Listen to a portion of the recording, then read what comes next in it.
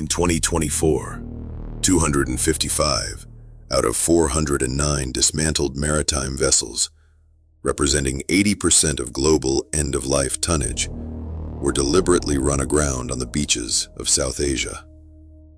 The legal framework dictates these toxic assets must be processed in approved, safe facilities. But a mathematical anomaly exists in the pricing structure. A compliant European yard pays roughly €90 per light displacement ton, while beaching operations offer upwards of €500. Consequently, a multi-billion-dollar regulatory gap has been engineered to capture this exact variance. To exploit this 400% markup without absorbing the legal liability, Western shipping conglomerates utilize a jurisdictional shield known as the cash buyer. Companies like Dubai-based Global Marketing Systems act as the financial severance point between the corporate owner and the scrapyard. The original owner sells the vessel to this anonymous post-box entity, while the ship is still in international waters. Therefore, the corporation erases its name from the final, fatal transaction. The European Union Ship Recycling Regulation legally mandates that EU-flagged vessels must be dismantled at officially approved facilities. But the system features a precisely calculated blind spot, allowing for mid-ocean administrative alterations. Just days before a vessel's final voyage, cash buyers execute an outflagging procedure, changing the ship's national registry to a non-compliant jurisdiction.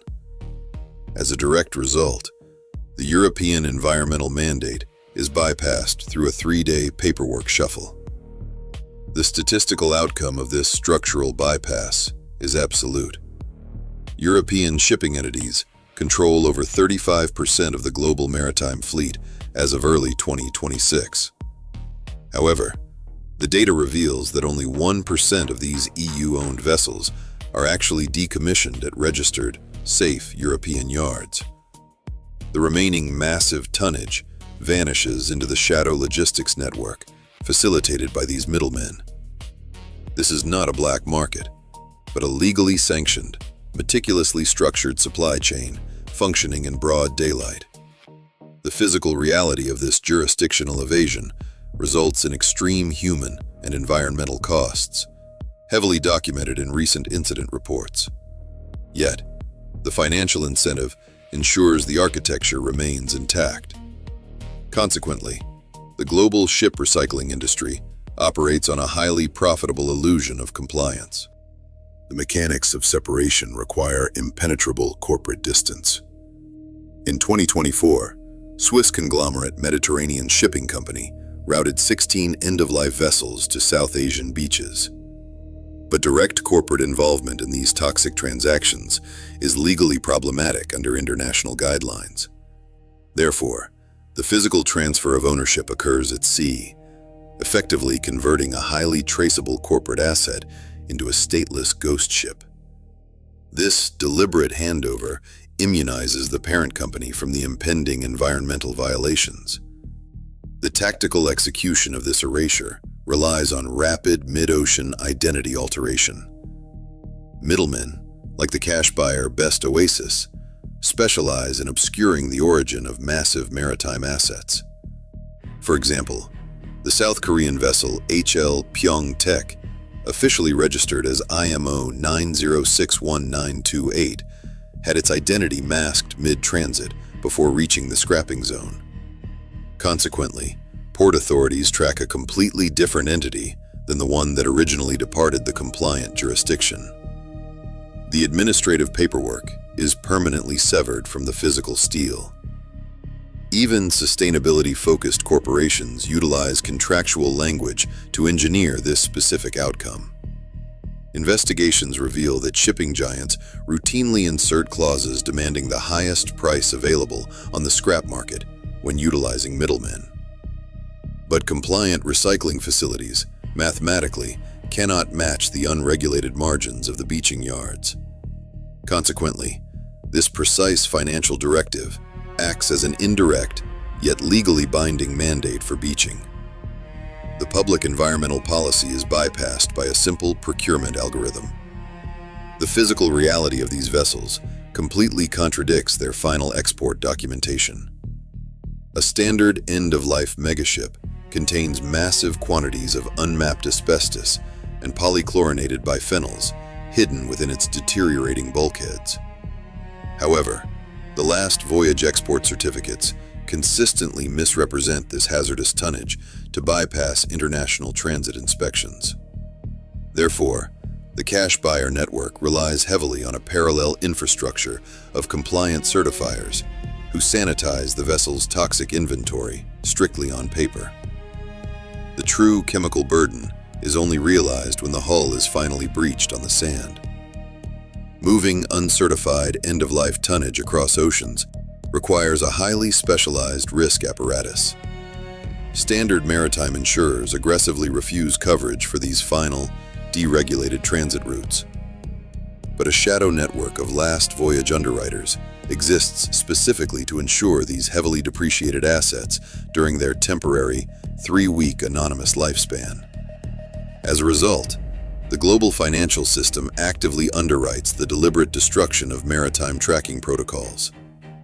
This entire multi-billion-dollar pipeline functions precisely because every participant operates strictly within their isolated legal silo. On March 1, 2026, the European Commission released the 15th edition of its approved ship recycling facilities list. The updated registry completely excluded all Indian beach-based yards due to systemic safety failures. But the financial gravity of the South Asian market remains too massive for global conglomerates to simply ignore. Therefore, cash buyers have initiated aggressive lobbying campaigns to dilute European environmental standards and force these non-compliant facilities back into the legal framework. The utilization of this loophole extends far beyond European borders and impacts the entire global supply chain. In 2024, China emerged as the absolute leader in national dumping, routing over 50 state and privately owned vessels through these anonymous middlemen. However, some industrial sectors are beginning to recognize the immense legal liabilities hidden within this pipeline. Consequently, the International Association of Oil and Gas Producers officially updated their decommissioning guidelines in late 2024, explicitly urging members to sever all ties with cash buyers. The mathematical variance that makes this industry profitable is paid directly through catastrophic physical risk. On September 7, 2024, the MT Suvarna Swaraja oil tanker violently exploded at the SN Corporation yard in Chattogram, Bangladesh. This was a direct result of dismantling uncertified, cash buyer-supplied vessels containing unmapped volatile gases. Therefore, the sanitized corporate paperwork executed in Western boardrooms explicitly translates into severe, fatal realities on the ground. At the core of this multi-billion-dollar architecture lies the ultimate beneficial owner of the transaction.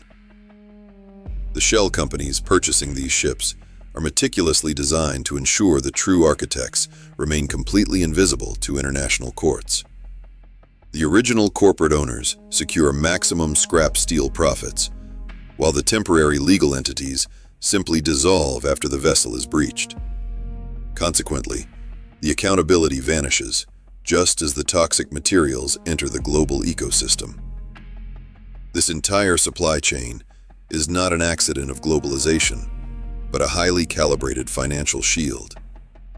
As long as a 400% markup exists between compliant recycling and beaching, the jurisdictional evasion will systematically continue. The global ship recycling industry will remain a legally sanctioned illusion, operating perfectly in the shadows of international law. Subscribe to Leviathan Files. Stay curious and remember, the truth remains buried in the paperwork.